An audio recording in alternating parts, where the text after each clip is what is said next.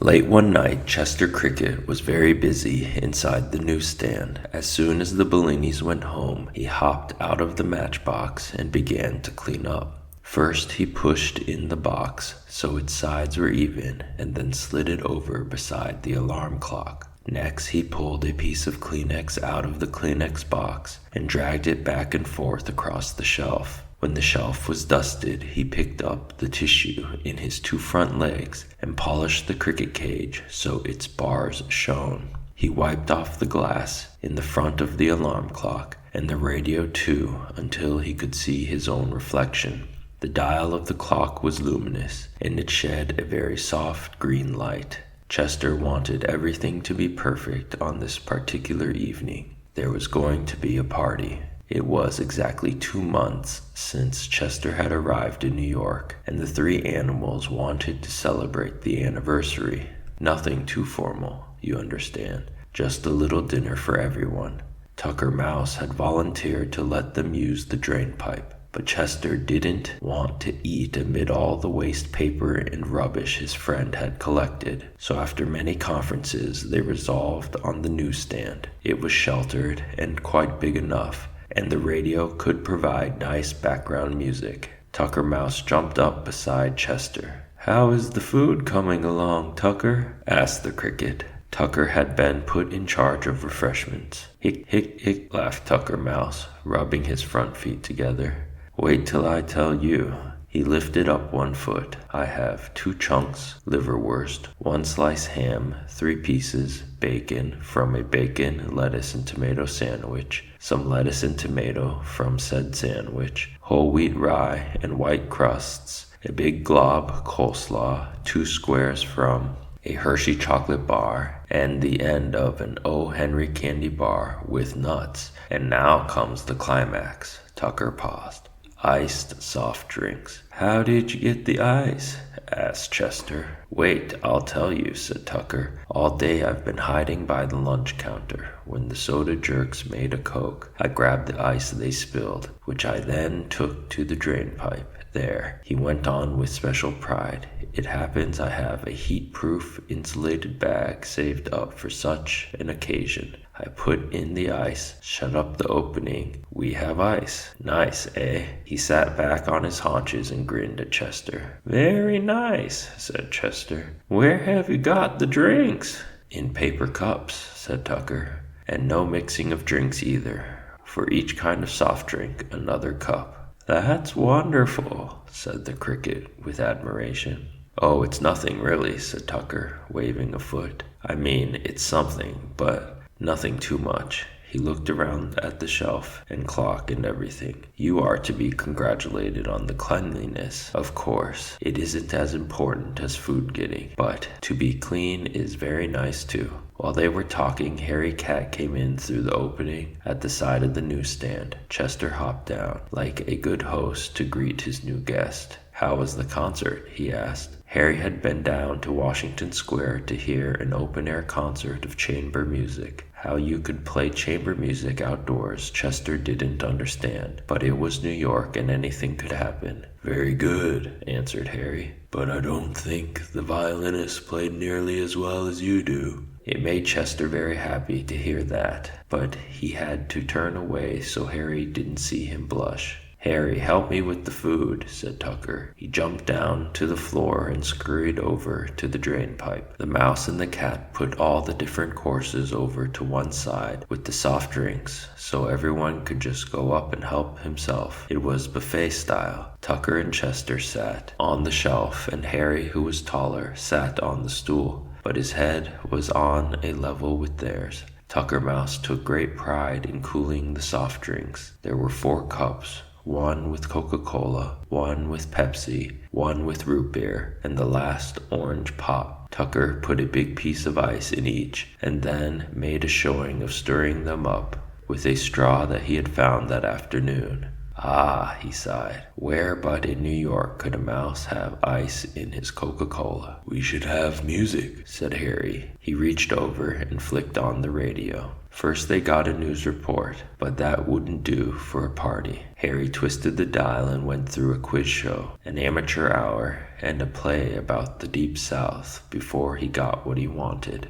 Music is very nice for a party because it gives you time to eat your fill without having to make conversation. Harry Cat was working on his second piece of O. Henry candy bar when he suddenly stopped munching and listened to the tune of the radio playing. His head began to sway from side to side. That's my favorite song, he said, beginning to hum along with it. Sing it, Harry, said Chester Cricket. You don't know what you're letting yourself in for, blurted out Tucker Mouse through a mouthful of bacon, lettuce, and tomato sandwich. But Harry was in a party mood, so he cleared his throat and began. When I'm calling you.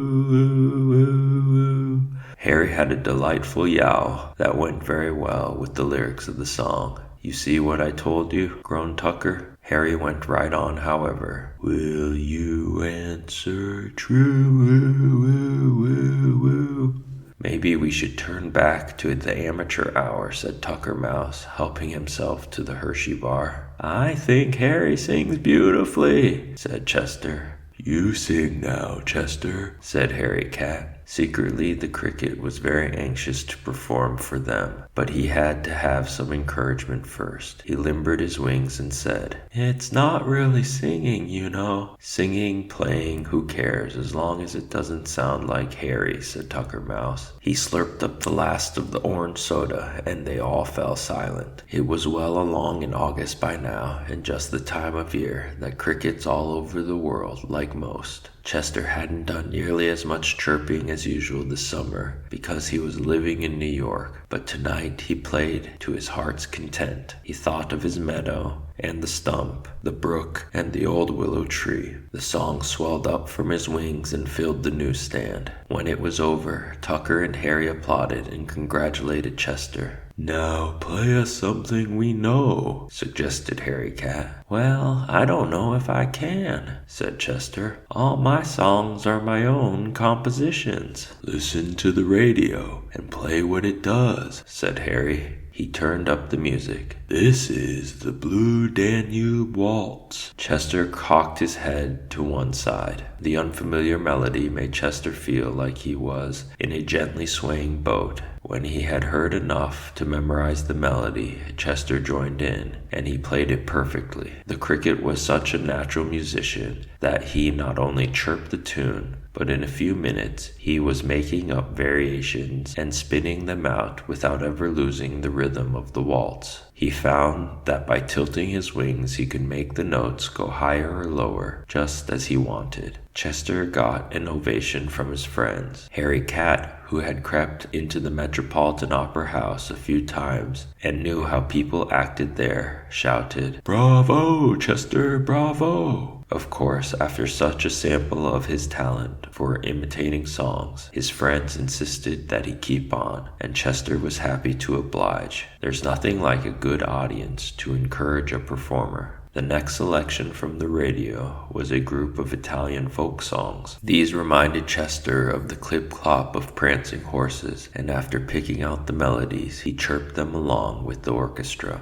After the folk songs came a group of operatic arias, which sounded as lovely as the rustling of maple trees. It was easier for Chester to play the ones written for tenors than the ones written for sopranos, contraltos, and basses. But he did them all beautifully. Each time he stopped after singing a new piece, the animal shouted, More, more, more. So Chester went right on now. Now came a South American rumba. The rhythm was tricky, and it took the Cricket a few minutes to catch on to it. But once he had it, he never lost the beat. Chirping away, he sounded like a pair of lively claves. Imagine, exclaimed Tucker Mouse, he plays pop as well as classical. Tucker was feeling very lively himself because of all the soda water he had swallowed. The South American tempo began to excite him. He jumped up and started to dance around the shelf. Harry Cat burst out laughing, but that didn't bother Tucker. He was a carefree soul.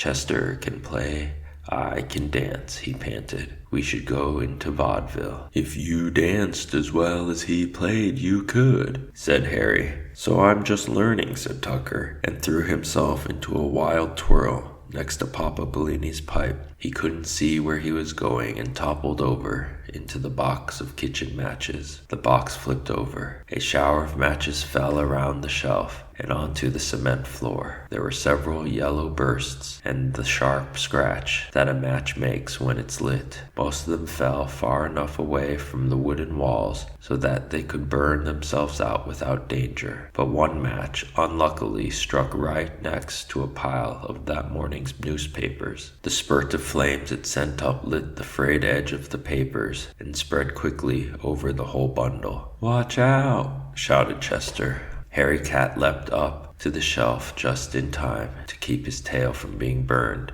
The cricket was the first to realize what had happened and what was likely to happen if they didn't put the fire out. "Get the Coca-Cola," he said. "Pour it over." "I drank it all," shouted Tucker. "You would," said Chester. "Is there any ice?" Harry and Tucker dumped what was left of the insulated bag on the flames, but it wasn't enough. The fire sputtered, died down, and then flared up again, larger than ever. "Maybe we can smother it," said Harry. There was a pile of magazines on the very edge of the shelf, just above the fire. Harry strained and pushed, and succeeded in toppling them over. They all peered over the edge to see if the fire was out. "Oh, fine," said Tucker. "She's still burning, and you blocked the hole to get out." They were trapped. Harry and Tucker jumped down and started pulling away the magazines fiercely, but the fire crept closer and they had to back away. "What a way to go," said Tucker. "I should have stayed on 10th Avenue. For a moment, Chester got panicky, but he forced his thoughts back into order and took stock of the situation, and then an idea struck him. In one leap, he jumped onto the alarm clock, landing right on the button that set off the alarm. The old clock began ringing so wildly, it shook itself around the shelf in a mad dance. Chester hopped back to his friends. "Any alarm in a fire," he said. They waited, crouched against the wall. On the opposite side of the stand, flames were lapped against the wood. Already the paint on it had begun to blister. Chester could hear voices outside the newsstand. Even at this hour, there were always a few people in the station. Somebody said, "What's that?" "I smell smoke," said another. Chester recognized the voice. It was Paul, the conductor on the shuttle. There was a sound of footsteps running away, then running back again, and the hammering began. The newsstand shook all over. "Somebody get the other side," said Paul. The cover was wrenched off. Clouds of smoke billowed up. The people standing around were astonished to see, through the fumes and glare of the fire, a cat, a mouse, and a cricket running, jumping to safety.